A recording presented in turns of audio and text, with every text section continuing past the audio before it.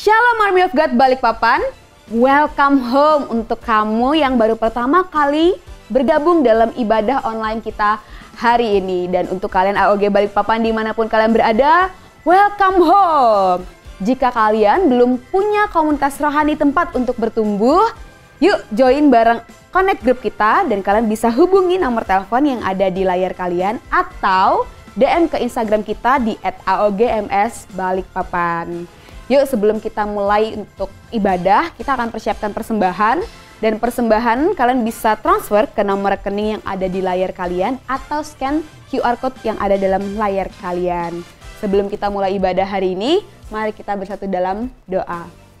Bapak, kami bersyukur buat hari ini, kami bersyukur atas kebaikan-Mu. Saat ini kami mau menerima sesuatu yang baru, firman yang baru Tuhan daripada Engkau. Kami percaya firman ini akan mengubahkan kehidupan kami, mengubahkan karakter kami ya Bapa. Dalam nama Tuhan Yesus, kita yang siap untuk beribadah sama-sama katakan amin. Selamat beribadah.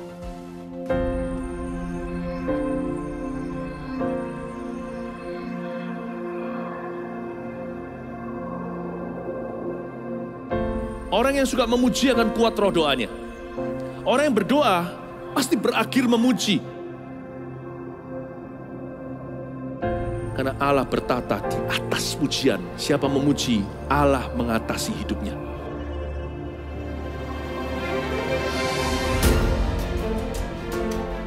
The Year of Praise, tahun pujian menjadi sebuah petualangan yang tiada dua. Menjadi sebuah pelajaran hidup yang langsung dari Kristus. Menjadi sebuah pengalaman yang indah. Waktu kita memuji Tuhan, seluruh kerajaan itu berdiri di sampingmu. Waktu kita memuji, seluruh kerajaan Allah dan kereta-keretanya yang tidak kelihatan berkuda dan berapi-api itu berada di kanan kiri. Semakin fisik kita lemah, roh kita semakin memuji Tuhan. Semakin jasmani kita terbatas, semakin rohani kita tidak boleh dibatasi.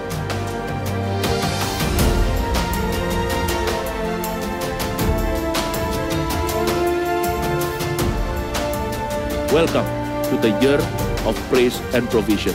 Mari kita mengizinkan Tuhan merajut rancangan yang belum pernah kita bayangkan. Mari sama-sama kita bangkit berdiri. Kita mau bersorak-sorai sebab Tuhan kita hidup. Amin. Clap your hands, come on. Woo.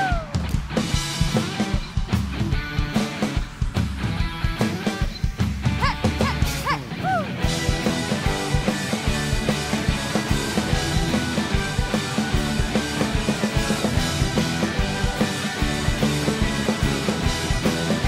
Come on, sing. We can see that God is moving. All around the world is shaking. Young and old, racing and dancing. For the King of Glory is coming. Yay! Woo! Now is the time for celebration. The dead are rise, the chains set free. The victory is on our side. Come on and sing, let's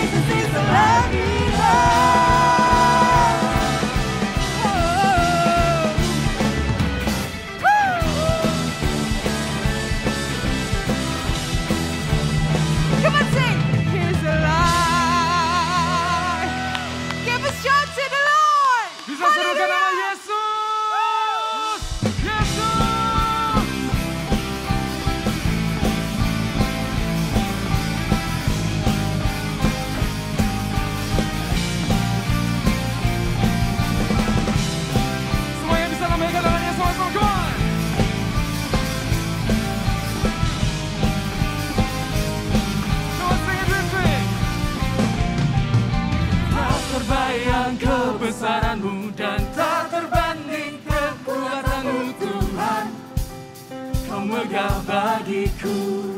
Amin. Segenap jiwa dan pengharapan telah ku serahkan untuk rencanamu Tuhan. Kau Raja atasku. Mari sama-sama berikan yang terbaik buat Tuhan. Hanya Kau yang layak dilihat.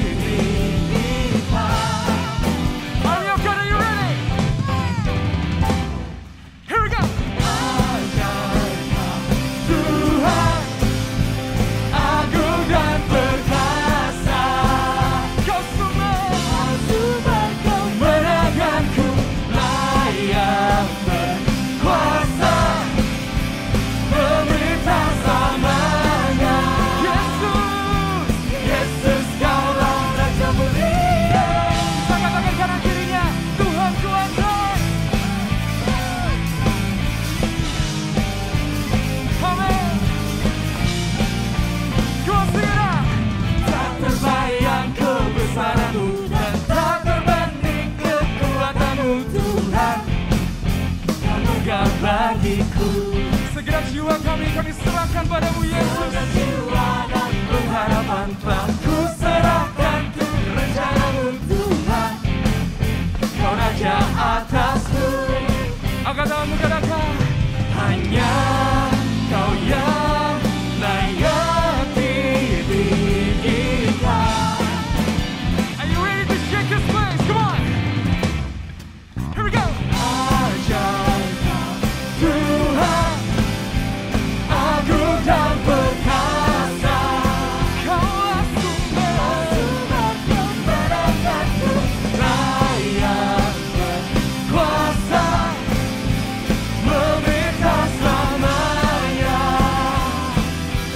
Yesus Kaulah Raja mulia. Ajaib Kau Tuhan, agung dan perkasa. Kaulah sumber kemenanganku, layak berkuasa, memerintah selamanya. Yesus Kaulah Raja mulia. Hanya namamu Yesus yang ditinggikan malam hari ini Tuhan. Biar mulut kami memuji namamu, memuji kebesaranmu Yesus. Haleluya.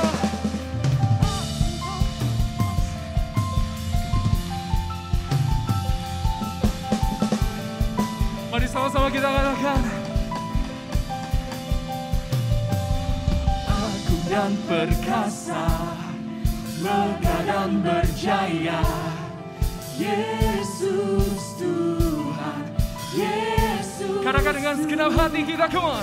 Tempat perlindungan, kubu pertahanan. Yesus, Yesus, hanya Yesus. Yesus Tuhan, agung dan perkasa, megah dan berjaya. Yesus Tuhan, hanya Kau, hanya Yesus. Tempat perlindungan, kubu pertahanan. Yesus Tuhan, Yesus Tuhan, ajaib Kau Tuhan, agung dan perkasa. Kau sumber kemenanganku. Tepuk tangan sama-sama di atas kepala sama-sama. Are you good? Are you ready? Yesus Kaulah Raja mulia. Tuhan, agung dan perkasa. Kau sumber kemenanganku, layak berkuasa, memerintah. Yesus namanya, Raja mulia.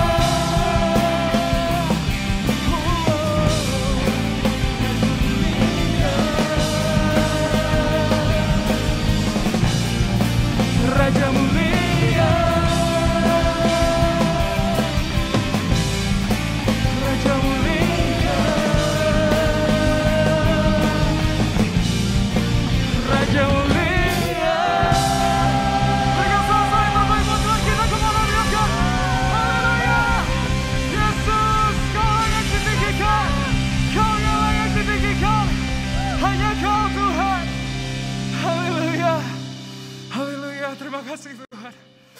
Mari kita siapkan hati kita untuk menyembah Tuhan lebih dalam lagi.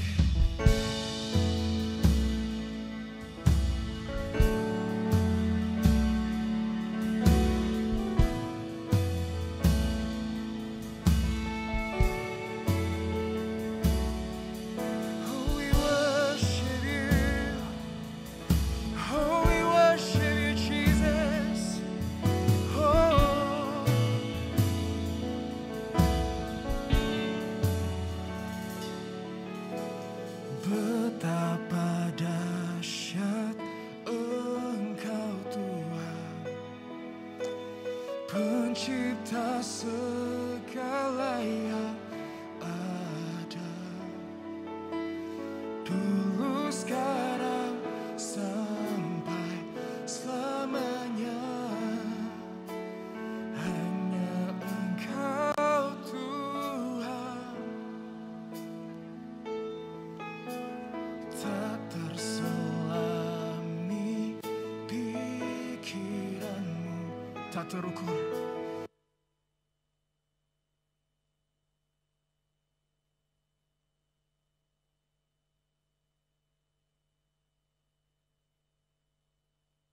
Sampai selamanya, hanya Engkau Tuhan. Ku sembah Engkau Yesus, hanya Engkau Allah di hidupku. Tiada yang lain, hanya Kau, hanya Engkau Tuhan. Selamanya Kau tetap Allah, walau dunia semua bergoncang, tak tergoyahkan Kau tetap Allah. Beri kemuliaan bagi nama Tuhan.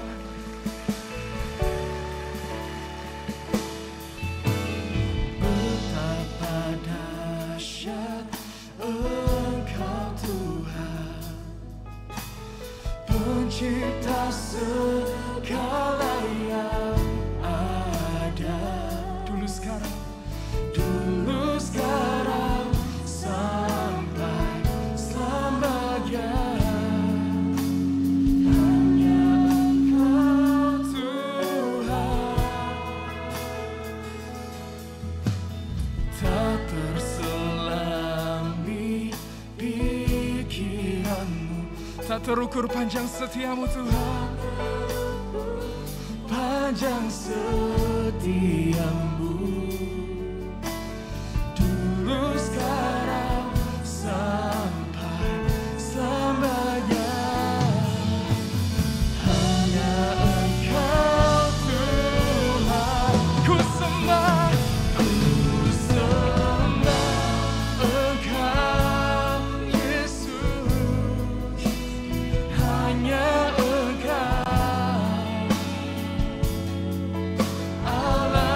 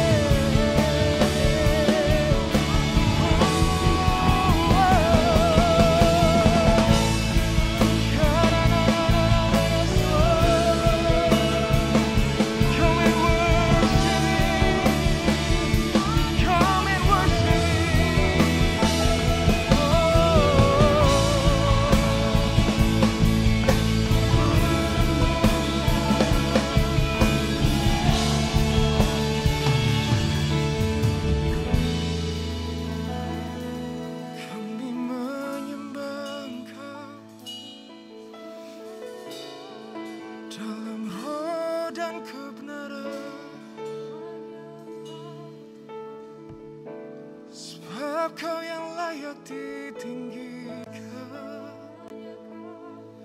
hanya Kau, hanya Kau.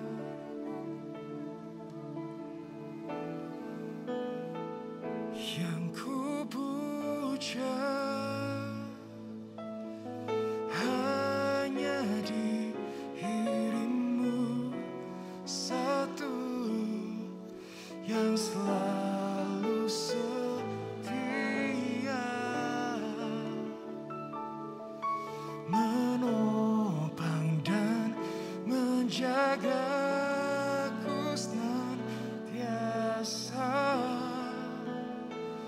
Biar hidupku membawa kemuliaan bagimu, karena dirimu dan kemurahanmu tak bertata di hati. Mari jemaat saja nyanyikan. Yang ku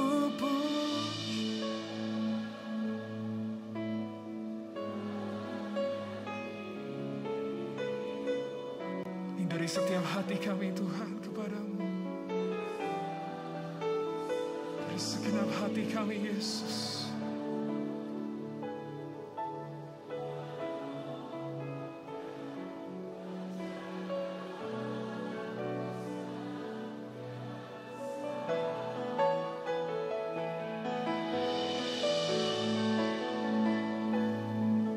Membawa kemuliaan bagimu, karena dirimu dan kemurahanmu tak bertata di hatiku. Yang ku puja, yang ku puja hanya dirimu satu yang selalu setia, menopang kami, menjagaku senantiasa. Biar hidupku membawa kemuliaan bagimu, karena dirimu dan kemurahanmu tak bertata di hati. Yang ku puja, mari sama-sama kita angkat tangan kita. Oh, hanya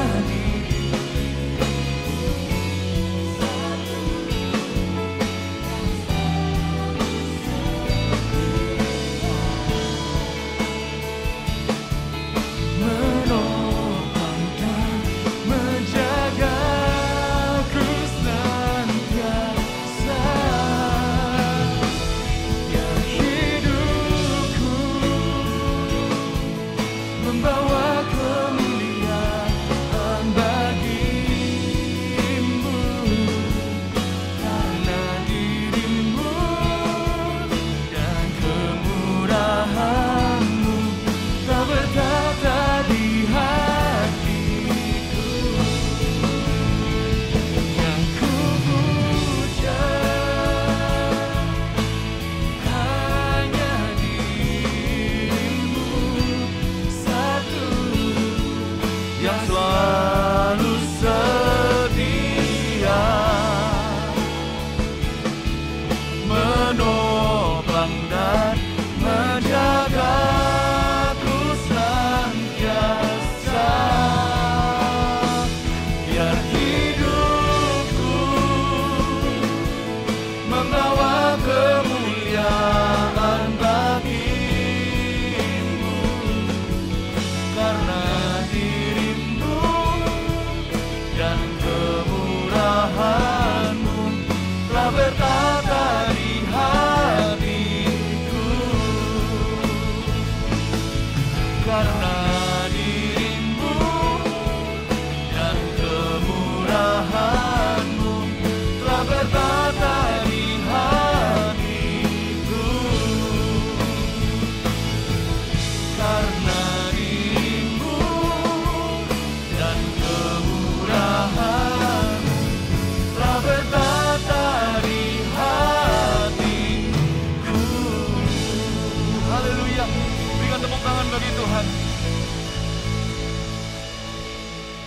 Tuhan cinta anak-anak muda.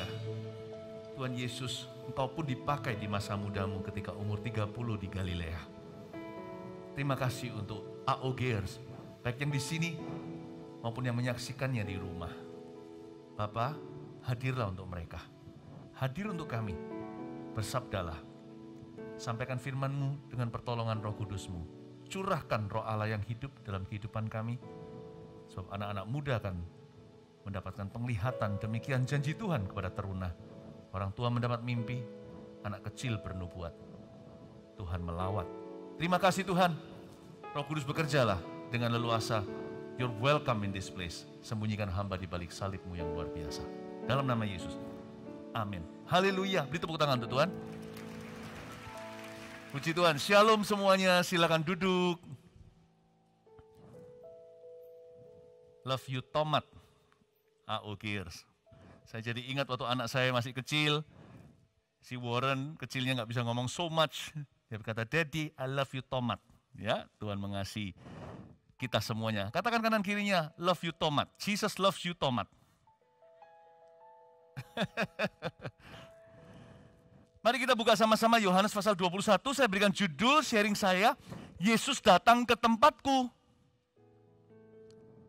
Sambil kita buka Yohanes 21, izinkan saya mengingatkan, 2000 tahun lalu, minggu-minggu ini, Yesus menampakkan diri kepada banyak orang.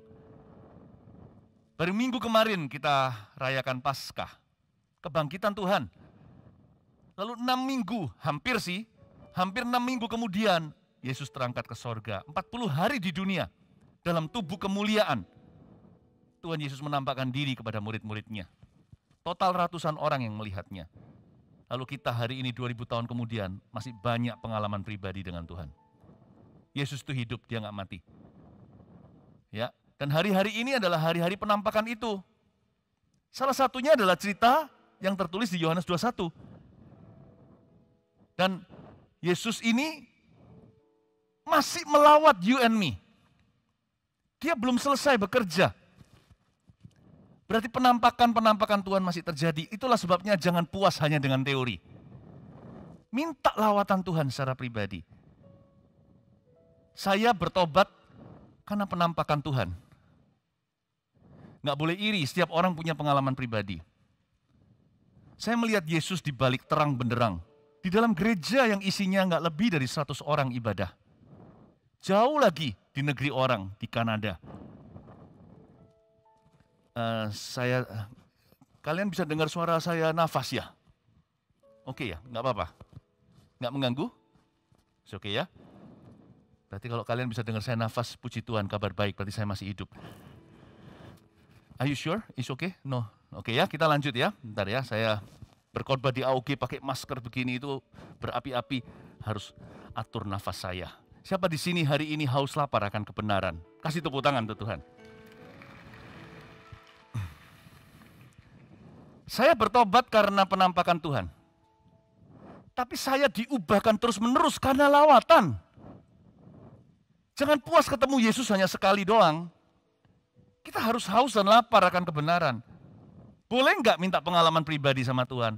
Boleh aja. Karena Tuhan kita itu hidup. Dia rindu sekali bersentuhan dengan Anda dan saya. Saya diubahkan setelah saya menerima Yesus. Berminggu-minggu, berhari-hari, berbulan-bulan, bahkan bertahun-tahun. Lawatan demi lawatan Tuhan masih terjadi dalam hidupku hingga hari ini. Tapi Tuhan itu nggak memberi kita pengalaman yang sama. Tuhan punya 1001 cara untuk memberimu pengalaman pribadi. Yang penting hatimu dan hatiku haus dan lapar rohani. Minta Tuhan melawat kita. Jesus, please come. Don't just come into your heart. Let him come into your life daily. Minta sama Tuhan Yesus untuk datang ke hidup kita. Yesus, datanglah ke tempatku. Jangan nunggu kita ke gereja.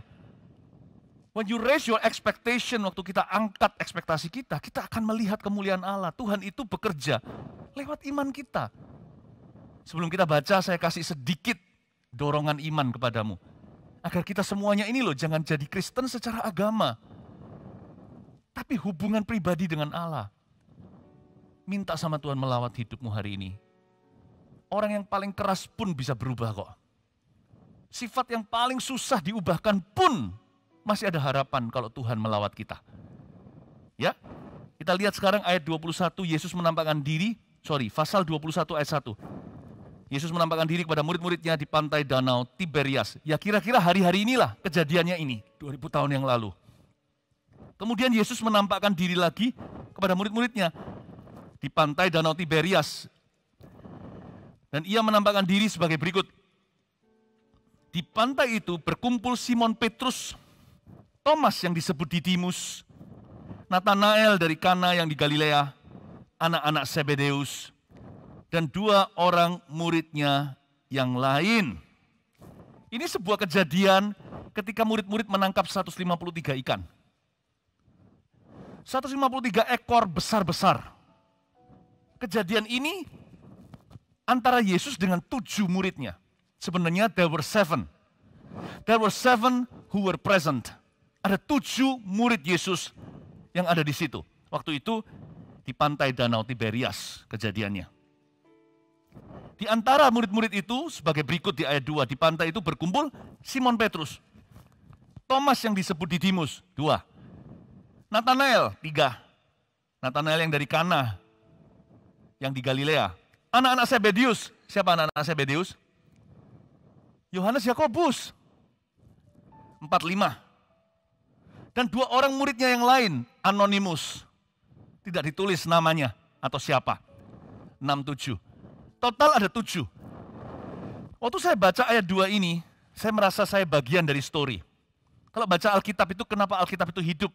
Karena Roh Kudus membawa kita tersedot ke dalamnya. Seolah-olah kita melihat diri sendiri dalam firman Allah.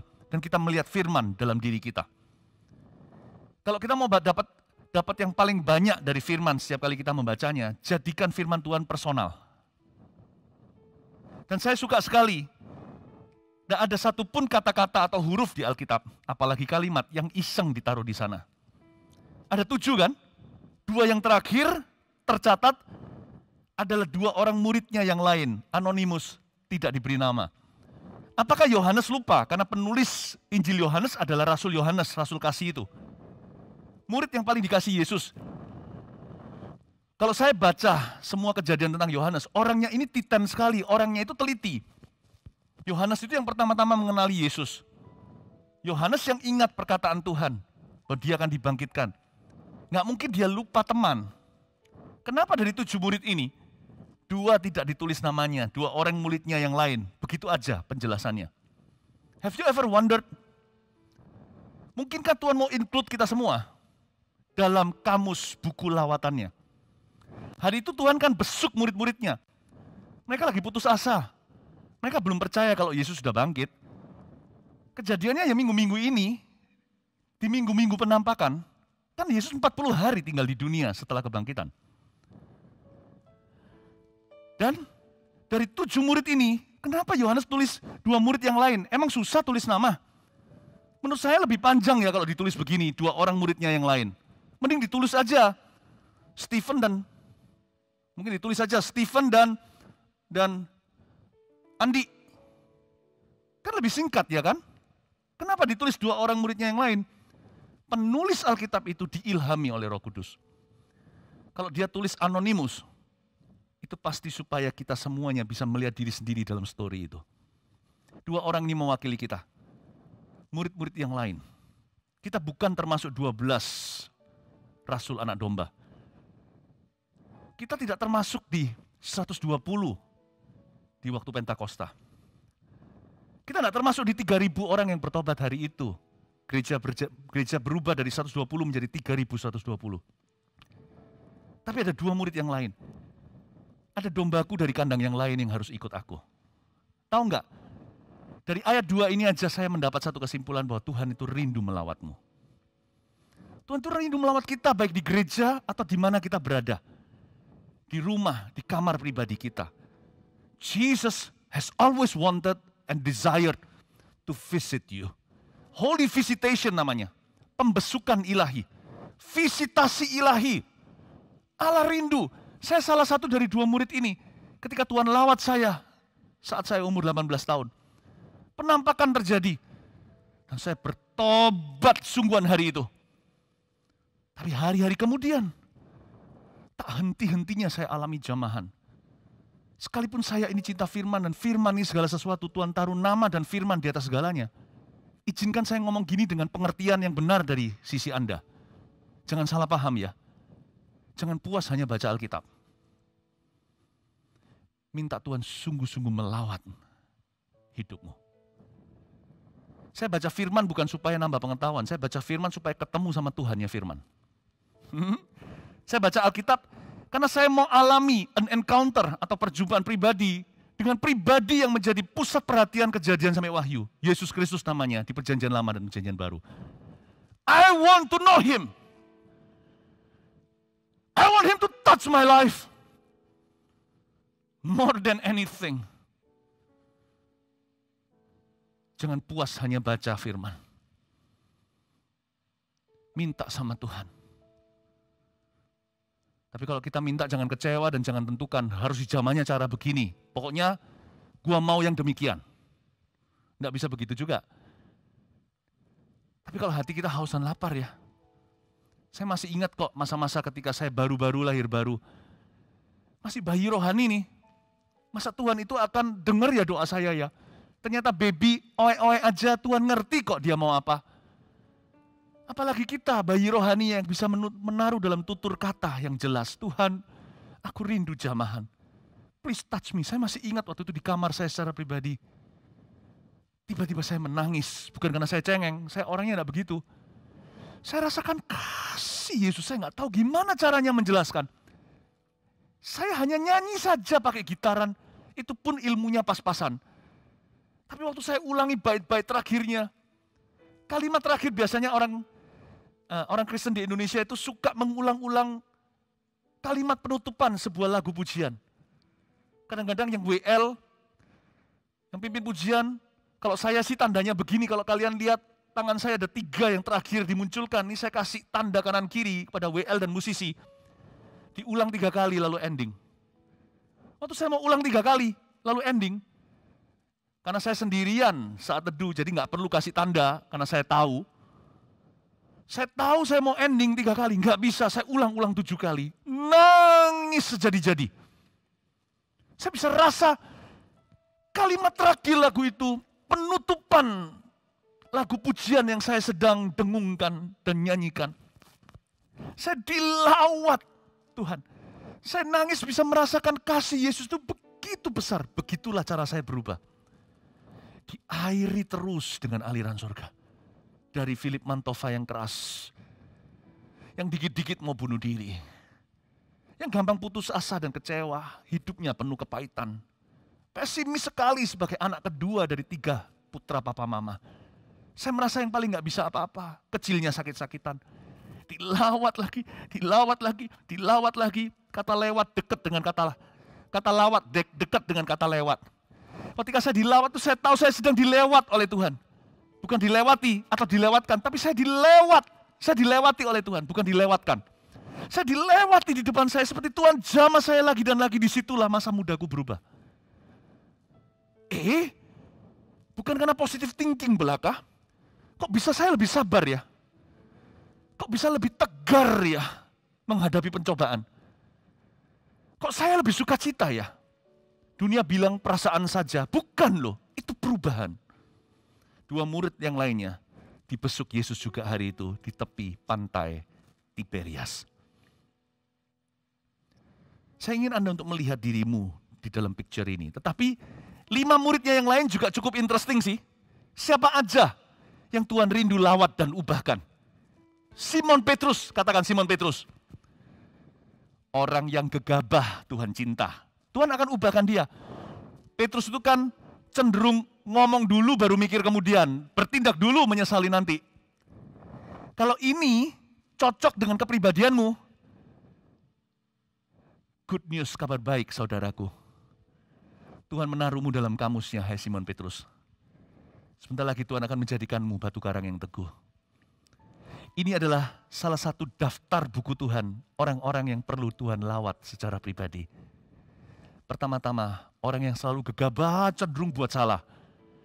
Good news, kabar baiknya. God has mercy on you. Tuhan berbelas kasihan kepadamu. Kalau kalian frustrasi dengan diri sendiri, aku ini loh kok, aku ini orangnya selalu melakukan kesalahan. Padahal aku udah ngomong sama diri sendiri, jangan, jatuh lagi. Lagi jatuh lagi. Don't punish yourself. Don't give up, jangan menyerah. Tuhan sayang padamu, hai Simon Petrus. Petrus orang pertama yang Tuhan lawat hari itu. Seorang yang gegabah. Selain dia siapa lagi? Thomas yang disebut Didimus. Thomas ini orang yang logis. Susah pengalaman. Nggak main perasaan. Maunya logika dan bukti. Bahkan terkesan skeptis seringkali. Kalau enggak terlebih dahulu aku melihat, aku enggak akan percaya. Orang begini dibuang sama gereja. Dianggap orang-orang yang selalu terlalu banyak pertanyaan. Hanya mengkritisi dan mengkritik saja. Tapi Tuhan cinta. Tahu enggak Thomas menjadi seorang rasul yang membawa Injil dekat ke Asia. Dia mati di India. Orang yang ragu-ragu, yang bimbang. Orang yang imannya itu enggak pernah bulat. Imannya Thomas itu selalu setengah. Selalu ada cacat celah. Kalau orang lain itu imannya seperti hosti, kue perjamuan yang belum dipecahkan, itu bisa bulat begitu. Dia itu mesti ada crack-nya di mana selalu ada retak. Pernahkah Anda merasa Anda orang seperti itu? Aku ini susah percaya. Pikiranku ini loh, orang lain bisa nangis kok aku enggak. Orang lain bisa ketawa, bisa nari-nari. Aku ya mau sih, tapi dalam kasusku, kalau aku lakukan itu terlalu memaksakan diri. Aku bukan orang begitu. Aku iri sama teman-temanku. Kok bisa rohani ya? Aku cinta Tuhan, tapi diam-diam di hati. Belajar sih di AOG ini diajari untuk berekspresi. Tapi ekspresiku yang maksimal masih kalah dengan temanku yang masih kalah sama teman di sebelahku ini. Maksimalku itu baru setengah jalannya dia. Aku kok gak bisa jadi kayak dia ya? Aku kok gak bisa jadi orang yang romantis ya? Kalau kejar cewek, kalau sudah waktunya karena sudah kuliah, selalu kalah, diserobot oleh laki yang lain. Karena aku ini kaku, aku ini logis, aku ini praktis. Dan lama-lama Anda merasa tersisihkan dalam kerajaan Tuhan. Merasa seperti orang seperti Anda itu, gak ada tempat di dalam rencananya. Manusia bisa membuangmu dan meragukanmu. Hai si peragu, hai si pebimbang.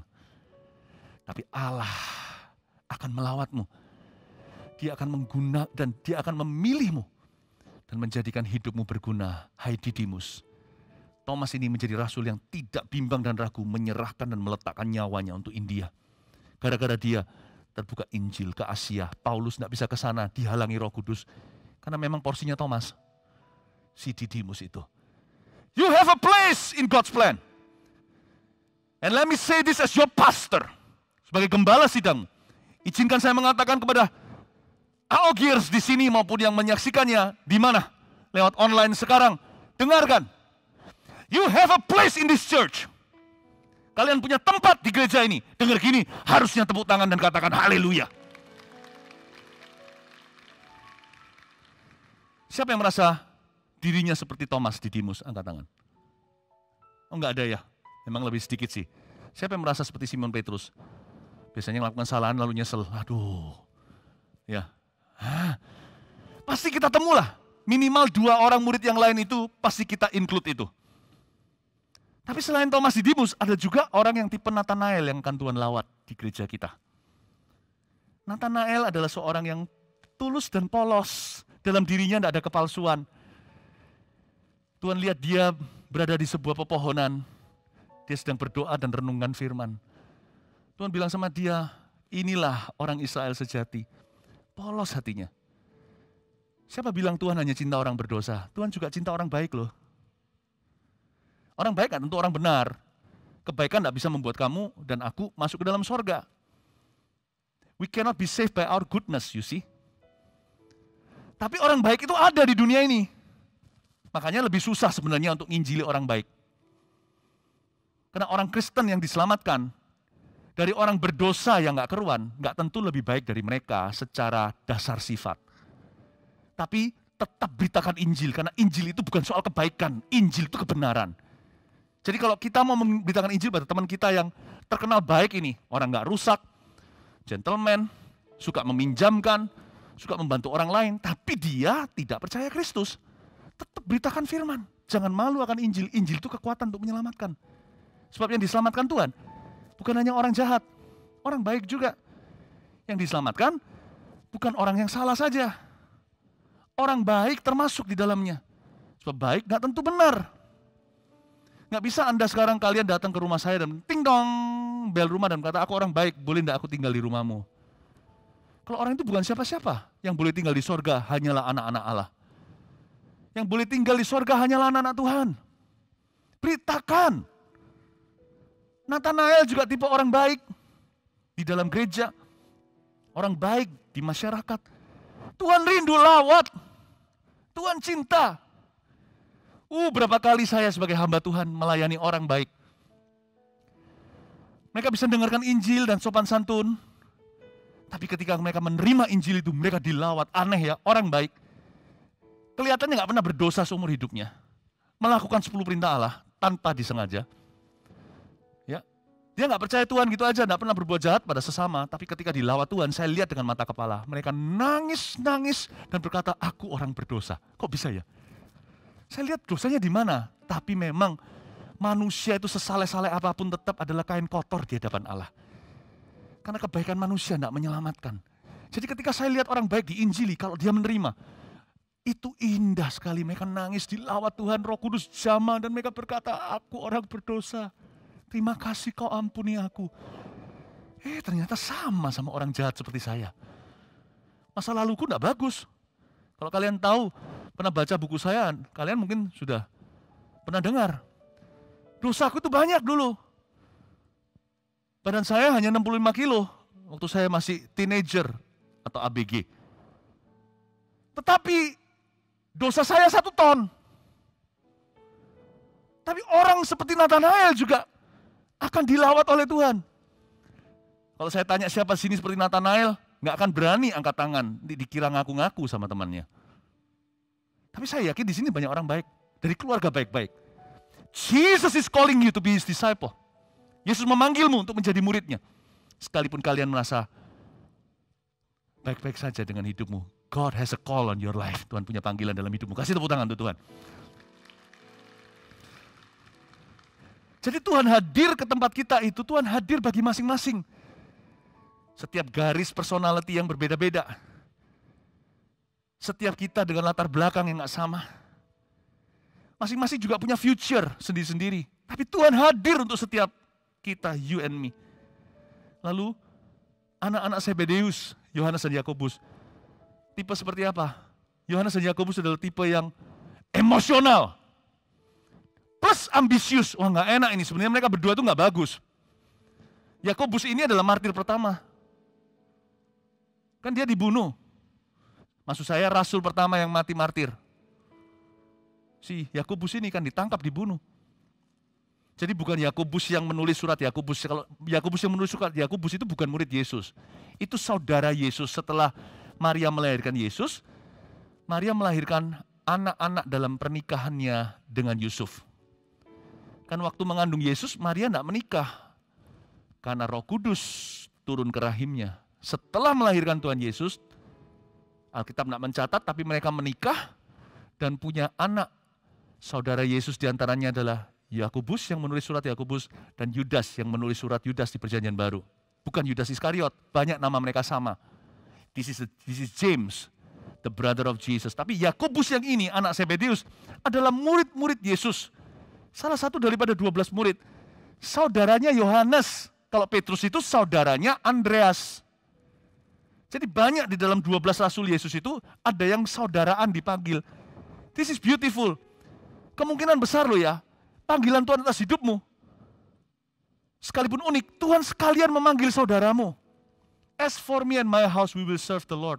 Aku dan keluargaku, kami akan melayani Tuhan. Jadi panggilanmu, bersama dengan itu Tuhan memanggil adikmu. Hai Petrus, hai Andreas, hai Yohanes, hai Yakobus. Nah Yakobus ini,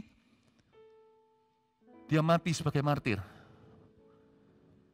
Dibunuh oleh raja saat itu, Herodes yang jahat. Lalu mereka setelah Yakobus dibunuh, Petrus kan ditangkap, lalu dilepaskan secara ajaib dari penjara. Semua tercatat dalam Kisah Para Rasul. Anak-anak Zebedeus ini gak seheroik itu awal mulanya, mereka bukan pahlawan. Yohanes juga enggak. Yohanes jadi rasul kasih itu perubahan karena lawatan. Yohanes itu emosian. Yesus gak bisa masuk Samaria karena dilarang oleh orang-orang lokal. Mereka loh memberi ide gila. Tuhan Yesus, guru, panggil aja Halilintar. Kita barbecue mereka semuanya medium well atau well done. Hajar Tuhan. Emosian. Ambisius lagi. Like mother, like sons. Satu-satunya mama yang ikut-ikut campur pemuritan Yesus adalah mamanya Yohanes Yakobus, istri Zebedeus. Ngomong sama Tuhan apa? Tolong ya Tuhan, nanti kalau engkau sudah di Firdaus, suatu hari kelak kau ke sorga, gak peduli dia kalau Yesus mati atau apa. Pokoknya yang penting anak-anak gua. Satu sebelah kananmu, satu sebelah kirimu ya, biar mereka bertata bersama dengan engkau. Tuhan Yesus tidak menolak, tapi juga tidak gampang menerima. Tuhan berkata, sanggupkah mereka minum cawanku? Tapi setelah itu Tuhan Yesus berkata, sebenarnya mereka sanggup sih. Mereka semua juga akan menderita karena saya. Tapi siapa yang duduk di kanan kiriku, tergantung Bapa, bukan padaku. Ambisius, ngamuk rasul-rasul yang lainnya. Main mama. Gak fair nih. Sehingga mereka semua berdebat akhirnya siapa terbesar di antara mereka. Ini yang gak enak sih di dalam gereja. Dijadiin teman juga gak terlalu nyaman. Orang-orang yang emosian. Jangan dibuang teman kayak gitu, didoakan. Karena siapa tahu nanti jadi rasul kasih temanmu itu. Dari emosi menjadi rasul kasih. Saya dahulu kala, saya dan saudara-saudara saya itu dapat julukan yang sama waktu di Vancouver, Kanada. Saya masih ingat kok dulu, saya sama koko saya itu, gara-gara adikku, kita hampir berantem dengan orang tua murid. Yang berantem antara adik dengan temennya, saya hampir berkelahi dengan papanya. Saya masih SMP waktu itu, nekat sekali saya pulang dijewer papa mama. Enggak bangga saya, koko saya dan saya pergi ke sekolah, tantang orang tuanya. Makanya waktu saya pindah ke Kanada, enggak lama setelah itu mereka enggak tahu sejarah kita. Karena saya datang ke gereja kan hanya sebagai jemaat biasa. Tapi lama-lama om dan tante di gereja Indonesia di Kanada itu memberi kami julukan. Anak-anak Mantova adalah anak-anak Halilintar. Ngamuan. Saya nggak bangga nih. Saya nggak ngerti kasih. Sukanya emosi. Buka rahasia sedikit. Saya pindah-pindah negara itu bukan karena bangga. Papanya sekolahkan dia di luar negeri itu karena saya perkelahian. Karena perkelahian. Saya lari dari satu negara ke negara lain itu karena berantem hampir mati. Saya ngomong gini bukan berarti sekarang saya sempurna. Tapi untuk sekarang saya bisa ngampuni itu aja sudah a leap of faith. Udah lompatan iman. Hingga saya bisa mengajarkan tentang kasih. Itu ajaib gak nyata bagi keluarga kami. I know it's Jesus all the way. Jesus has visited me. And the sign dan tanda bahwa Tuhan telah memberikan visitasi ilahi adalah perubahan karakter kita. And I'm still being changed. Saya terus diubahkan. Yohanes itu emosian. Nggak jadi rasul, mungkin jadi gangster dia itu. Tapi dia juga ambisius. Nggak enak lah sama teman gini. Dia nggak akan pernah suka kalau Anda berhasil duluan. Kalau Anda diberkati, dipakai Tuhan. Mereka pasti akan iri dan cemburu dan berkata kok enak. Kalau jadi rekan kerja, biasanya yang menyikutmu ya orang-orang yang beginian. Di depan bisa baik-baik, nanti di belakang bisa beritahu sama bosnya. Semua kelemahanmu dibuka. Supaya dia dipromosikan, Anda tetap gajinya. Jangan dibuang teman kayak gitu. Hati-hati tapi. Karena bergaul dengan orang yang suka naik pitam, itu adalah pencobaan. Orang yang ambisius gitu itu susah dipercayai. Seringkali kalau Anda percaya dengan orang demikian, harus siap mental untuk dikecewakan. Atau dikhianati. Tapi jangan dibuang dan jangan dibenci. Doakan mereka. Kalau Yohanes dan Yakobus bisa menjadi rasul kasih, satunya menjadi martir kasih. Then they can change too if Jesus touches them. Tuhan mengubah mereka. Dan kalau Anda adalah orang seperti Yohanes dan Yakobus, Let me pray for you. Biar saya doakan supaya kalian diubahkan oleh Tuhan. Menjadi rasul kasih. Menjadi orang-orang benar. Orang-orang yang cinta Tuhan. Amin. Nathanael, anak Zebedius. Dan 2 muridnya yang lain. Wow, kita belajar banyak ya. Kita belajar 5 murid Yesus dan 2 anonimus. Hari ini kita mengerti bahwa kita punya tempat di dalam rencana Allah. Tipe-tipe manusia bahkan yang tidak ditulis di sini diwakili dengan 2 murid lainnya yang tidak ditulis nama. Itu kita. Kok Philip, saya kok nggak ditulis di sana? Saya ini orangnya bukan ambisius, nggak emosian. Saya ini orangnya juga bukan polos-polos gitu, ya, yang tulus-tulus, yang gampang tipu bahkan. Saya bukan orang yang gegabah. Saya juga bukan orang yang ragu, yang skeptis, yang logis. Kok nggak ada aku di sini? Nah, kamu tipe apa kalau nggak satu pun dari murid-murid yang ditulis ini itu cocok dengan kepribadianmu? Ya, nggak ada satu pun yang cocok dengan aku, Philip. Lalu kamu orang yang seperti apa? Aku orang gila. Ya ada toh, 2 murid yang lainnya itu. Bisa aja mereka gila. Yohanes kan pasti tahu namanya. Wong itu temannya. Dia nggak tulis nama. Memberi ruang untuk Anda ada di sana. Minta Tuhan melawat hidupmu. Ayat yang ketiga. Kata Simon Petrus kepada mereka, aku pergi menangkap ikan. Kata mereka kepadanya, kami pergi juga dengan engkau. Mereka berangkat, lalu naik ke perahu. Tapi malam itu mereka tidak menangkap apa-apa. Petrus ini memang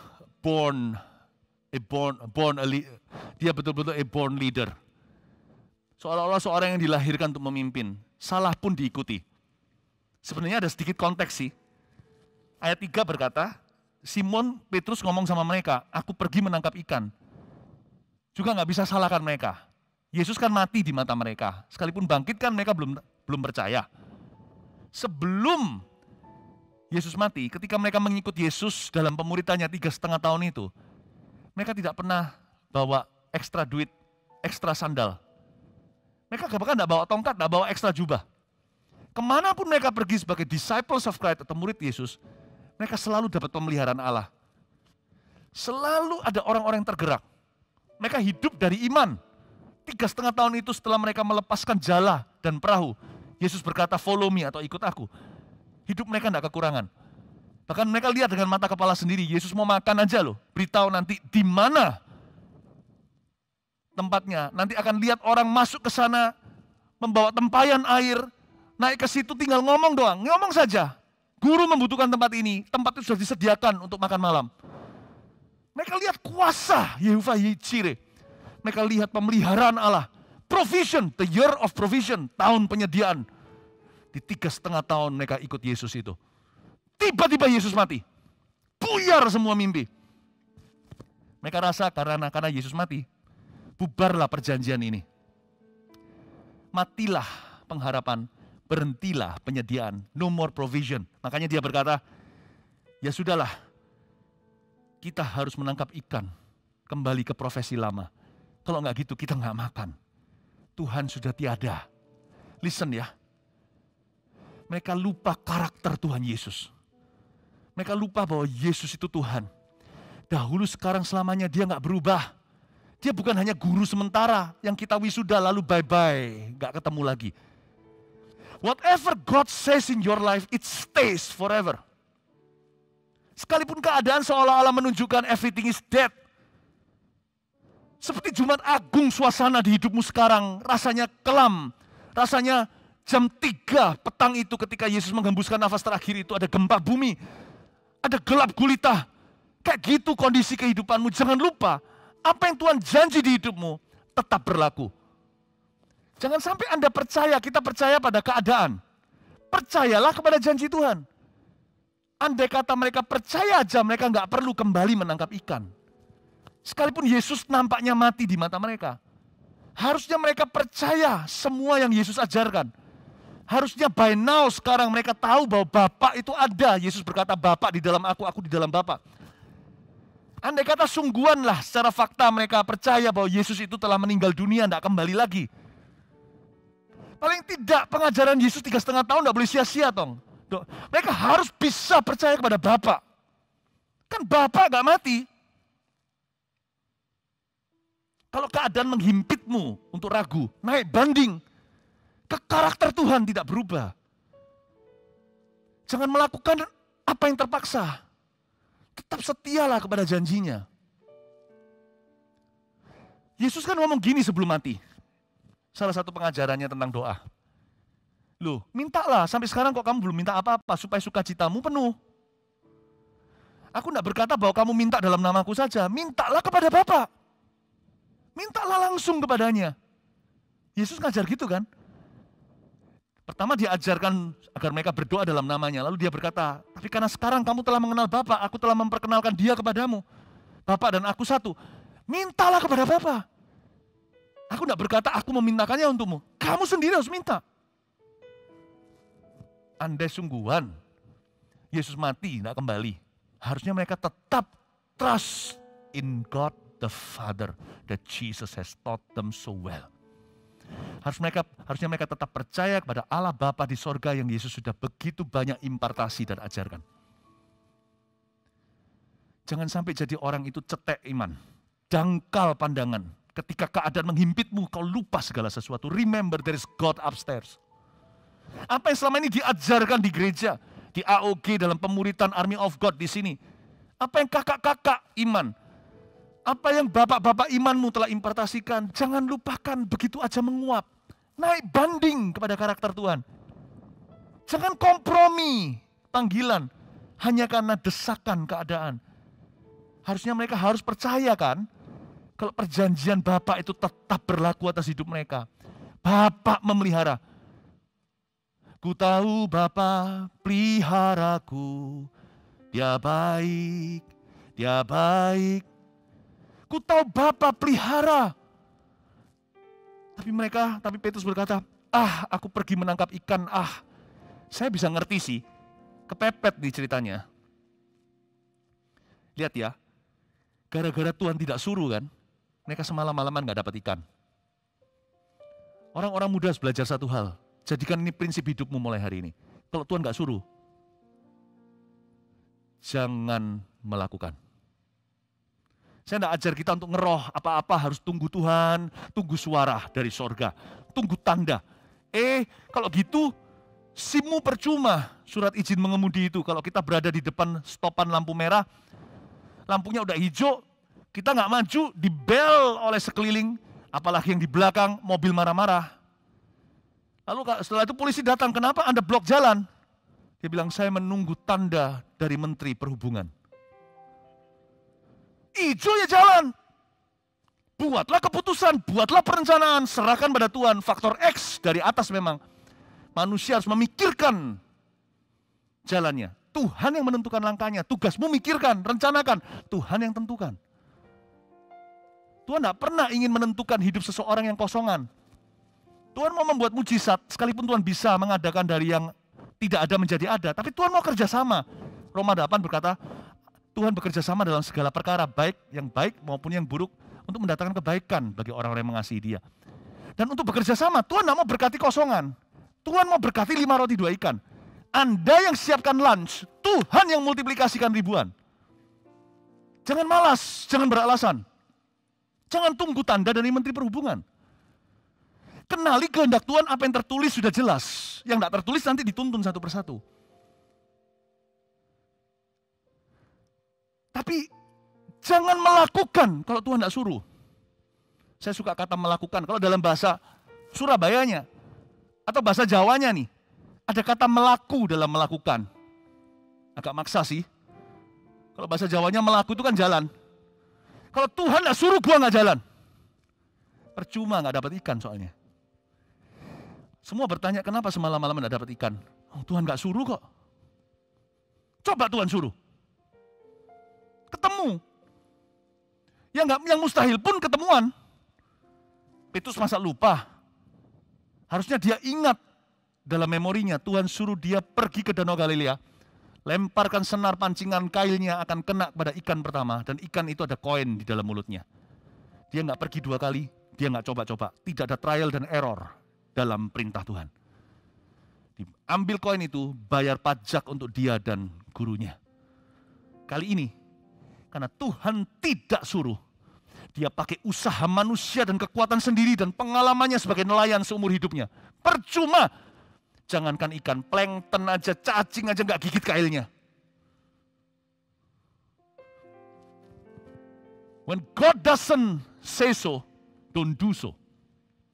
The smartest thing to do is not to do anything. Kalau kita dicari gara-gara sama orang, Tuhan nggak suruh kita balas, jangan balas. Lebih baik saya diam bengong daripada saya membalas. Lebih baik saya bengong dalam perintah Tuhan, nggak tahu mau apa, lebih baik kalau saya nggak tahu mau apa, lebih baik saya nggak ngapa-ngapa.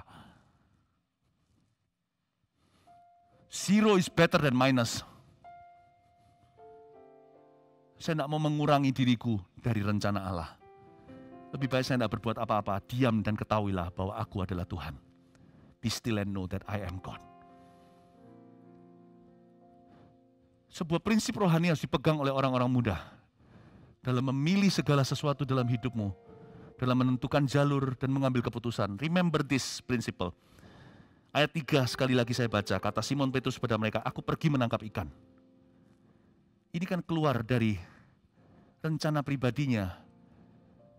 Petrus tidak berkata, bukan kehendakku tapi kehendakmu yang jadi. Kali ini, kejadian, dia mengusahakan kehendaknya. Lihat kalau Tuhan tidak sertai, nil hasilnya. Aku pergi menangkap ikan, kata mereka kepadanya. Kami pergi juga dengan engkau. Mau didukung sekampungan juga percuma. Semua pulang, nol besar. Kalau Petrus sendiri, nol kecil. Bedanya apa nol besar dan nol kecil? Sama nolnya. Jikalau bukan Tuhan yang membangun rumah, sia-sialah.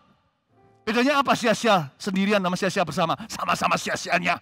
Sia-sia pakai huruf besar S-nya dengan huruf kecil. Sami mawon, sama saja.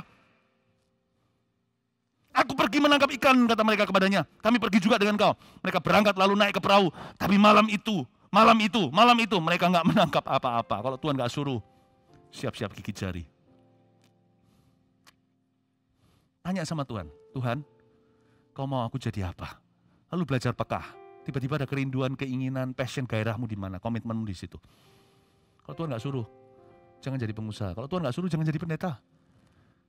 Kalau Tuhan nggak suruh, jangan pacaran dulu, ceritanya begitu. Mesti doa, bukan hanya asal jatuh cinta. Tapi kalau Tuhan suruh, oh my goodness, sekalipun jadi. Apapun itu, bukan hanya pacaran sekali lalu menikah. Usaha juga sama, gak perlu trial error. Hidup ini pendek, masa muda rasa selamanya, tapi jangan lupa loh, hidupmu hanya sekali. Jangan dibikin coba-coba.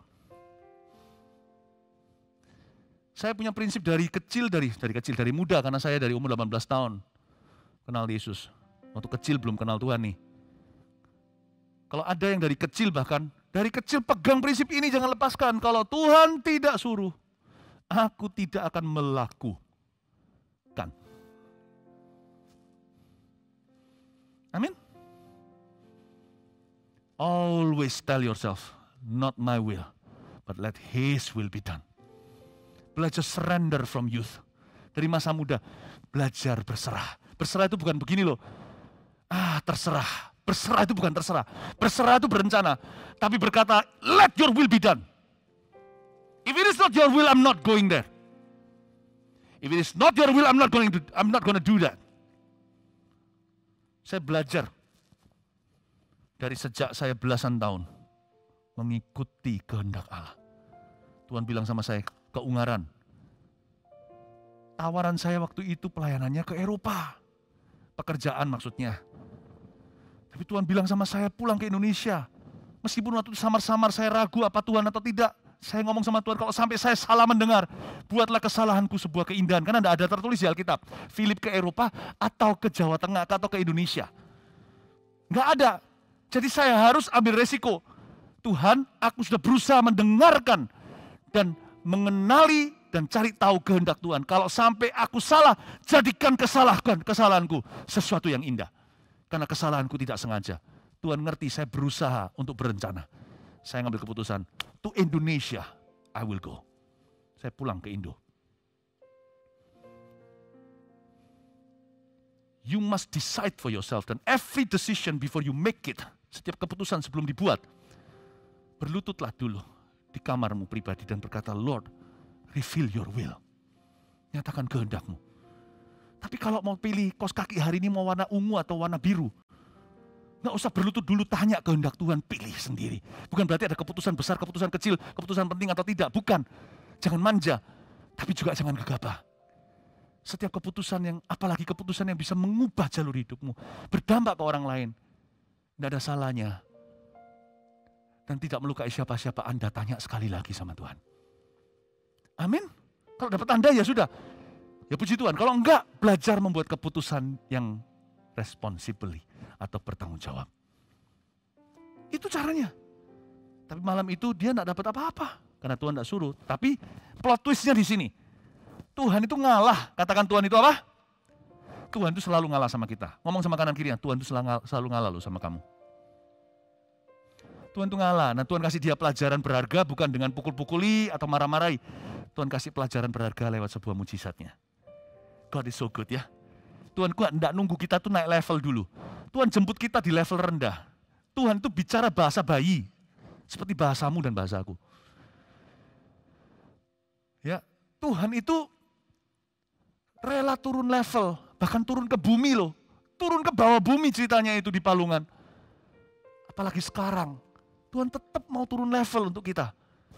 Jadi Tuhan kasih murid-muridnya sebuah pelajaran berharga. Dan dari sini kita bisa tangkap prinsip rohani yang kita bisa terapkan dalam kehidupan kita. Ayat 4, ketika hari mulai siang, Yesus berdiri di pantai. Akan tetapi murid-murid tidak tahu bahwa itu adalah Yesus. Kata Yesus kepada mereka, hai anak-anak, adakah kamu mempunyai lauk pauk? Jawab mereka, tidak ada. Maka kata Yesus kepada mereka, tebarkanlah jalamu di sebelah kanan perahu, maka kamu akan peroleh. Lalu mereka menebarkannya, dan mereka tidak dapat menariknya lagi, karena banyaknya ikan. Tuhan kasih pelajaran. Sekalipun mereka pergi melakukan sesuatu yang Tuhan tidak suruh, tapi kan nggak dosa untuk menangkap ikan. Kalau mereka berzina, Tuhan tidak akan kasih pelajaran yang sama.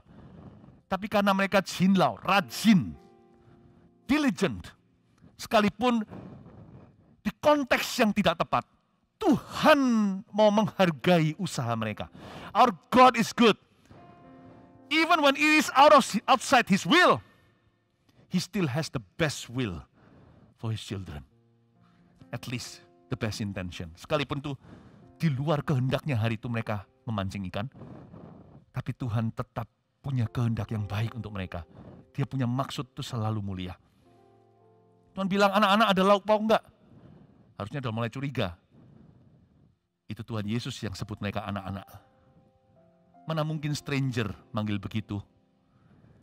Lalu dia berkata, tebarkan jalamu di sebelah kanan. Dan Tuhan ngomong itu ketika hari mulai siang, di ayat 4 dikatakan.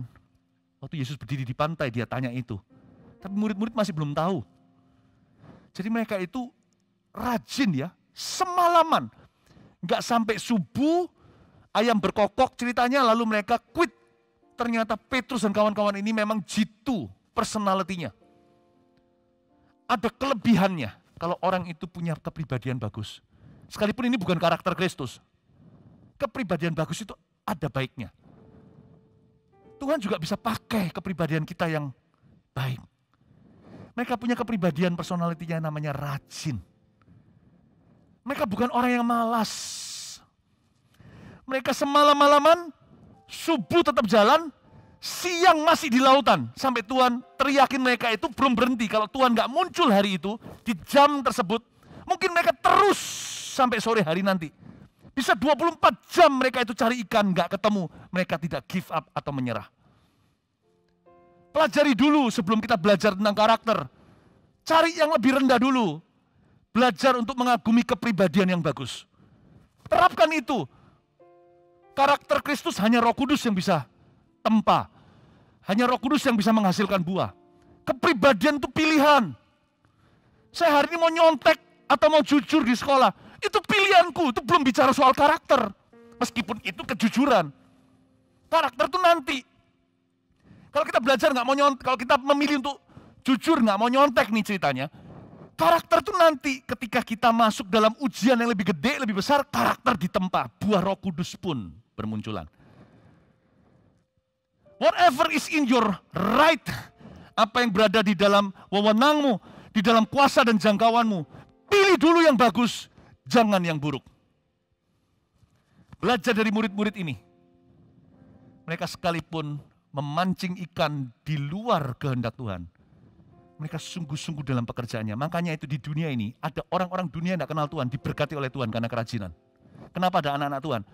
Sekalipun dalam kerajaan kasih karunia, bisa punya janji Tuhan, bahkan bisa mengklaimnya, tidak diberkati karena malas. Tuhan itu nggak pandang bulu. Orang luar sana nggak kenal Tuhan, menyembah berhala, rajin kerja, diberkati sama Tuhan. Tapi berkatnya hanya moneter saja atau keuangan. Buat apa memperoleh seluruh dunia kalau kehilangan nyawa? Kalau mereka mati ya tetap masuk neraka. Tapi celakanya di dalam kerajaan kasih karunia di gereja semua orang nyanyi tentang janji Tuhan, tapi semuanya malas-malasan. Les juga nggak benar. Belajar bahasa ya salah-salan. Jangan kan belajar bahasa atau belajar ulangan. Belajar firman aja lo nggak sungguh-sungguh. Kalah sama ahli Farisi. Orang-orang Taurat itu bisa hafal firman. Padahal mereka itu nggak diselamatkan. Mereka itu mengkritik firman. Bahkan mereka itu menentang Yesus tapi mereka lebih hafal. Ternyata Tuhan tidak anti rajin. Tuhan tahu barang bagus. Tuhan juga tahu barang jelek. Dan hari itu Tuhan bilang sama dia, Tuhan upgrade nih, jadikan karakter, tebarkan di sebelah kanan. Emangnya kanan sama kiri ada bedanya apa sih? Emangnya kanan itu keramat? Saya beritahu ya, murid Yesus ada 7. Kemungkinan besar, 7-7-nya semuanya nggak ada yang kidal. Disuruh lempar di sebelah kanan, ini aja pakai logika. Kalau kita tarik tambang, kalau kita punya kanan yang di depan, berarti kita punya pangkal kekuatan untuk menarik oponen atau lawan adalah tangan kiri kita. Orang kidal biasanya kalau tarik tambang begini. Tapi orang yang berkekuatan tangan kanan biasanya begitu. Kalau yang di belakang sendiri, dia pastikan tangan kanannya yang menjadi pusat kekuatan. Dilempar ke tangan ke sebelah kanan perahu. Berarti mereka semua terpaksa kidal. Tuhan bilang jangan menggantungkan diri pada kekuatan dan kerajinanmu. Berkatmu 153 ikan akan datang dari anugerahku. Semuanya akhirnya kidal rame-rame. 153 ikan besar-besar nyangkut di jala mereka. Itu bisa terangkat aja perahu ndak tenggelam, jalan nggak koyak. Itu semua adalah kasih karunia bukan karena kerajinan mereka. Apalagi kekuatan mereka. 153 ikan itu kalau wicked tuna, seperti di film-film, bukan di film, di program TV yang ada itu, ya perlombaan memancing antara perahu, kan itu jadi reality TV. Itu gede-gede, itu isinya berapa kilo, kuintal bahkan. Itu ikannya puluhan kilo satu, kalian sendiri, tolong dikali 153. Dan mereka tangkap itu dengan kidal tangannya. Tuhan beritahu sama mereka, personalitimu bagus. But I'm gonna teach you divine character. This is divine character, faith. I can move the mountains. Iman. Inilah karakter ilahi. Kau akan memindahkan gunung dan menjalaikan. Tapi satu hal lagi, Tuhan memuji kerajinan mereka. Hari mulai siang dan Yesus muncul di tepi pantai, suruh mereka tebar sebelah kanan. Saya punya renungan begini, ini terakhir aja lalu kita selesai ibadah. Saya cut short, ayat-ayat yang lainnya lain kali saya bahas. Saya ingin Anda untuk fokus ke sini, saya rasa ini yang Roh Kudus mau di ibadah ini. Semalam-malaman mereka nggak nangkap ikan, siang harinya mereka nangkap 153. Jangan pernah berkata malamnya sia-sia. Kalau tidak ada malamnya kerajinan itu, mungkin Tuhan tidak akan tergerak. Gara-gara malam itu, ada 153. So if you want to count their success, count from their beginning from their fruitless, fishless night. Kalau kita mau menghitung suksesnya murid-murid 7 ini, hitunglah dari malam tak berbuah itu. malam tak berikan apa-apa atau malam yang tidak berhasil sama sekali. Jangan terlalu dini berkata, hidupku tidak berhasil, aku tidak berubah, aku tidak bisa apa-apa. Jangan tergesa-gesa, itu bagian dari suksesmu. Justru gara-gara semalam-malaman mereka itu bekerja, mata Tuhan melihat kemana-mana menjelajah dunia. Yesus kan sudah dalam tubuh kemuliaan. Belum lagi dia anak Allah, dia tahu segala sesuatu. Yesus tahu mereka semalam-malaman berusaha. Makanya Yesus, mungkinkah Tuhan Yesus diam-diam dalam hati berkata, nanti siang, I will reward them. Aku akan memberi mereka upah kerajinan. Disiapkan 153 ikan. Dengan catnya Tuhan, ada labelnya di sana 153 dalam bahasa Ibrani itu. Terdengar seperti kalimat, I am God. Seperti bahasa Chinese ya. Orang kan suka fajai, orang Chinese suka sekali angka 8. Padahal 8 itu dalam bahasa Chinese, pa, bukan fa, pa, bukan fa. Tapi mirip kan? Orang Chinese juga suka 3, sun. Karena kemenangan itu sen, desen. Orang Chinese juga suka 4, se. Tapi mati itu se. Lain loh ya, se itu 4. Se itu mati. Nah 153 dalam bahasa Ibraninya itu mirip dengan ini. I am who I am. I am God. Tuhan bilang aku akan memberi mereka upah nanti siang. Mereka semalam-malaman cari ikan gak dapat. Kasihan. Dikasih 153 ikan. You know, I know Tuhan itu memberikan dengan kedaulatan. Tapi ada satu hukum yang juga benar, yang harus kita hargai. Bahwa Allah cinta kerajinan kita. Sekalipun Tuhan itu memberi berdasar kedaulatan, seringkali berkat yang terbaik Tuhan berikan kepada orang yang berbuat paling banyak. Aneh ya, kenapa Maria yang dipuja saja? Maria itu luar biasa, saya kagum sekali, luar biasa. Saya kagum sama orang ini. Tapi Marta sama luar biasanya loh. Gak ada Marta gak beres tuh kerjaan. Listen very carefully. Ya. Tuhan itu sekalipun memberi dengan kedaulatan, tapi seringkali Tuhan memberikan berkat terbesar kepada orang yang berbuat paling banyak. Dengan prinsip yang sama di masa pandemi, gereja kita rajin, syuting online, perbaiki sistem, meeting, doa banyak, puasa, sampaikan firman, persiapan, ibadah onsite jadi jalan, online tetap juga kita seriusi. Sehingga 200% komitmen kita. Kalau ada yang bertanya kenapa gereja kita bertumbuh selama pandemi, kasih karunia Allah. Tapi juga karena Allah memberikan berkatnya terbesar kepada gereja yang melakukan paling banyak selama pandemi. So jangan iri dengan saudaramu kalau dia diberi sukses sama Yesus. Karena dia sungguh-sungguh mempersiapkan diri, mempersiapkan hati. Dia belajar sungguhan, meskipun ujungnya setelah kita sukses, gak boleh kita berkata karena aku belajar. Murid-murid ini loh, terakhir Tuhan ajari karakter, tebarkan di sebelah kanan. Tuhan mau beri mereka sebuah pelajaran yang tak akan mereka lupa. Bukan kerajinanmu yang akan membawa ikan itu masuk ke jala. Buktinya kamu rajin pun semalam-malaman tidak dapat apa-apa karena aku tidak suruh kamu. Itu karena perintahku kepada makhluk-makhluk yang berenang-renang di bawah lautan dan danau Galilea. Masuklah ke jala Petrus, masuklah ke jala Didimus, masuklah ke jala 2 murid yang anonimus. Karena aku suruh, bukan karena kamu rajin, maka mereka nurut padaku. Bukan karena terharu dengan kerajinanmu. Mereka berlomba-lomba 153 ikan. Senggol-senggolan siapa dulu untuk mati bagi Kristus demi jadi bagian daripada story ini. Itu ikan semuanya kan meninggal. Dan semuanya akhirnya mati, ditarik ke daratan. Mereka berlomba-lomba karena mereka merasa terhormat menjadi bagian dari Injil. Karena aku bukan kerajinanmu. Listen, ujungnya kalau Tuhan memberi kita banyak dan berkat terbesar dibanding saudara-saudaramu yang lainnya, atau gereja-gereja yang lainnya, atau perusahaan-perusahaan yang lainnya, jangan pernah kita bangga dan berkata itu karena saya, itu karena aku rajin. Ikan tidak terharu dengan kerajinanmu, karena Tuhan yang suruh.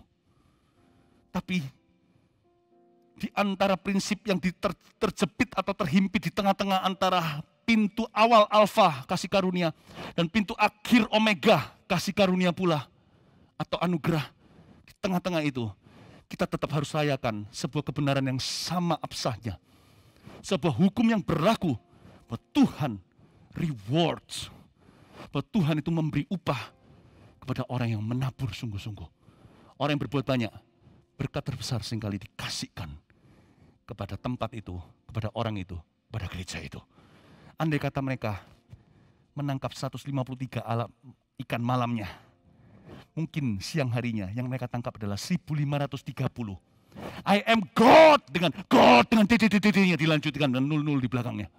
Tapi karena mereka tidak tangkap apa-apa, Tuhan masih kemudian berkata, kerajinan begini harus di reward, harus memperoleh upahnya. Dia panggil seluruh malaikat, perintahkan pada ikan yang di bawah sana, tangkaplah basah-basah, karena ingkat itu kan memang tertangkap oleh jala. Tangkaplah 153, karena mereka tidak tangkap apa-apa. Kasih mereka tanda tanganku, ini parafku, I am God. 153. Andai kata mereka tangkap 153 malam sebelumnya, mungkin 1530. Who knows? Siapa yang tahu? Tapi yang pasti, satu hal ini yang saya sadari. Satu hal ini aku tahu. God doesn't overlook diligence. Tuhan tidak pernah mengabaikan dan tutup satu mata, pura-pura tidak tahu ketika kita rajin melakukan apa yang baik dan benar di mata Allah. Siapa menabur, dia akan menuai. Kalau Tuhan visit atau mengunjungimu, dia mau melihatmu sedang sungguh-sungguh bekerja dan mempersiapkan masa mudamu untuk dipakai olehnya. Niscaya, dalam nama Yesus, by grace alone, oleh karena kasih karunia, hidupmu tidak akan rata-rata. Percayalah, masa depan penuh pengharapan menanti Aogiers yang sungguh-sungguh mempersiapkan hatinya hari ini. Kasih tepuk tangan untuk Tuhan Yesus. Mari kita semua bangkit berdiri. Oh haleluya, Joel, siapkan satu lagu. Thank you Jesus. Are you blessed? Are you blessed? Simon Petrus, are you blessed? Nathanael, are you blessed? Yakobus, Yohanes Yakobus, are you blessed? Yes? Murid-murid Yesus yang diberkati Tuhan, kasih tepuk tangan untuk Tuhan sekali lagi. Sing. Thank you Jesus. Takkan pernah ku bawa selain yang terbaik. Mari kita bawa yang terbaik pada Tuhan, yang harum dan sejati di hadapan tahta-Mu. Yesusku, terimalah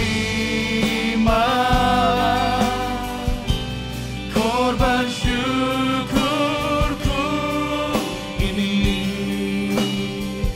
yang mengalir di hatiku. Siapa mau mempersembahkan masa mudanya yang terbaik untuk Tuhan? Nyanyikan lagu ini sambil kita angkat tangan kita begini. Mari kita persembahkan masa muda kita kepada Tuhan sekali lagi. Takkan pernah ku bawa selain yang terbaik, yang harum dan sejati di hadapan tahta-Mu. Yesusku, Yesusku,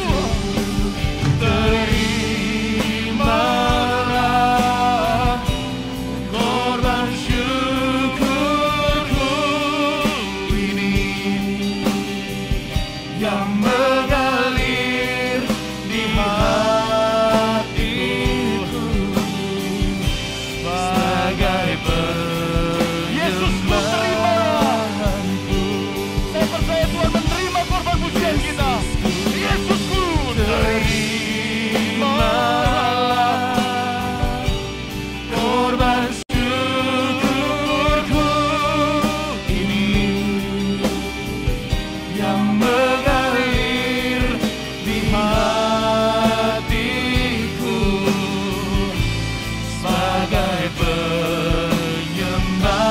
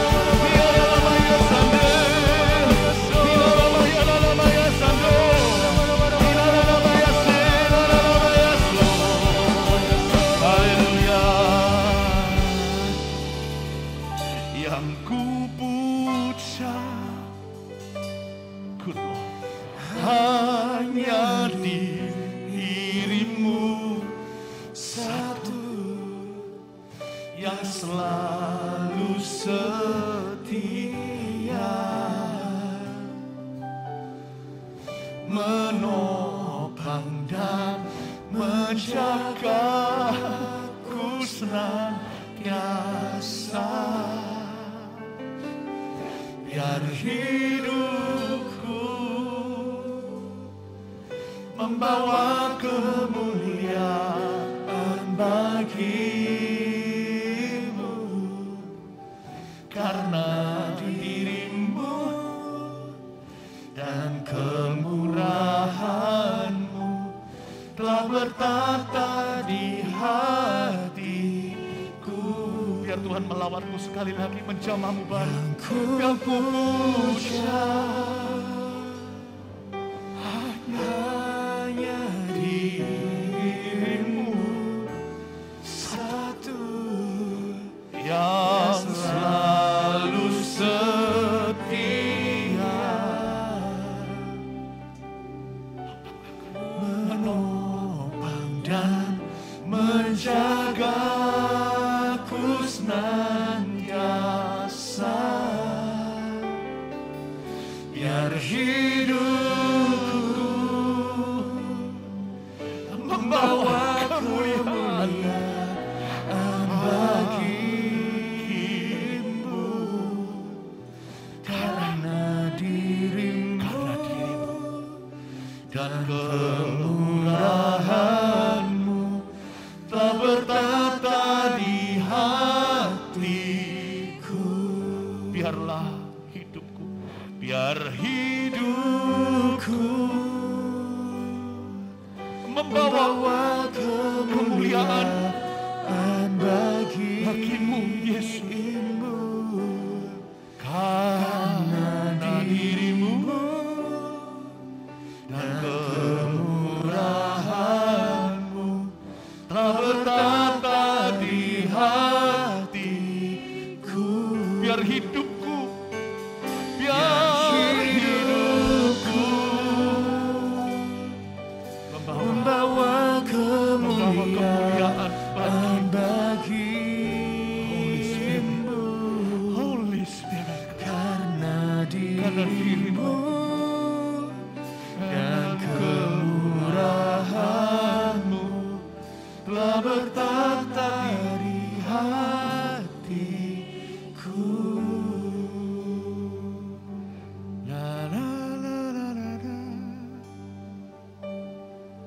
Na na na na na na na na na na la la la la da da da da da da da da da da da da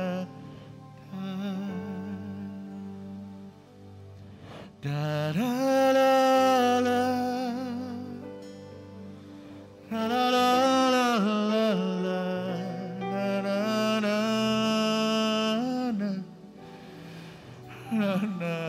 na na da da da da da da da da da da. Sama-sama katakan, karena dirimu dan kemurahanmu, karena dirimu dan kemurahanmu, karena dirimu terus dan kemurahanmu, karena dirimu, you're so good, dan kemurahanmu, karena dirimu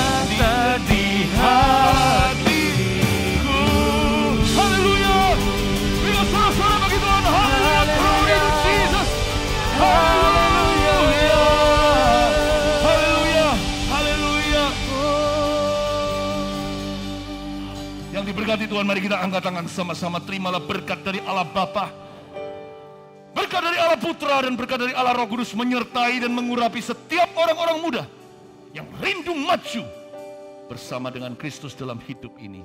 Pulanglah membawa damai sejahtera dan iman yang diperbarui dan pewahyuan-pewahyuan yang tidak berhenti mengalir di dalam hati. Raihlah apa yang Tuhan janjikan bersama dengan Roh Kudus kau bisa. Dalam nama Yesus, haleluya. Yang percaya katakan amin. God bless you, love you. Indonesia kembali mencatatkan penambahan kasus COVID-19 tertinggi. Data terakhir terdapat penambahan kasus positif yang kita konfirmasi sebanyak penambahan kasus sebanyak 3.861 kasus sehingga pesawat Sriwijaya Air SJ182 jatuh di perairan Kepulauan Seribu. Pesawat hilang dari pantauan radar. Banjir besar yang melanda wilayah Provinsi Kalimantan Selatan masih terjadi hingga hari ini. Ribuan rumah terendam banjir. Sementara bandang dan tanah longsor akibat hujan deras pada Minggu 4 April 2021 pukul 1 waktu Indonesia Tengah yang lalu melanda sejumlah wilayah di Provinsi Nusa Tenggara Timur. Bencana gempa bumi bermagnitudo 6,1 ini mengguncang Malang, Jawa Timur, dan kita akan pantau bagaimana situasi terkini. Alkitab berkata, bila umatku mau datang, merendahkan diri dan sujud berdoa di hadapan Tuhan, mengaku dosa mereka, maka Tuhan adalah Allah yang adil dan setia. Dia akan mengampuni kita semua. Bukan hanya mengampuni, tetapi Tuhan akan memulihkan hidup mereka dan negeri mereka.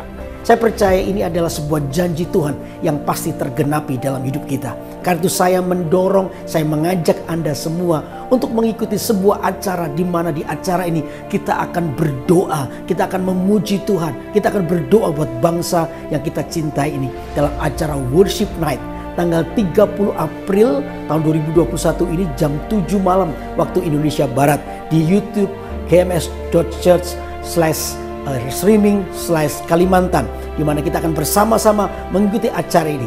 Bawa keluarga Anda semuanya, mari kita bersama-sama menyerukan doa kita. Saya percaya Indonesia, Kalimantan akan penuh dengan kemuliaan Tuhan. Saya tunggu Anda di acara ini. Tuhan memberkati.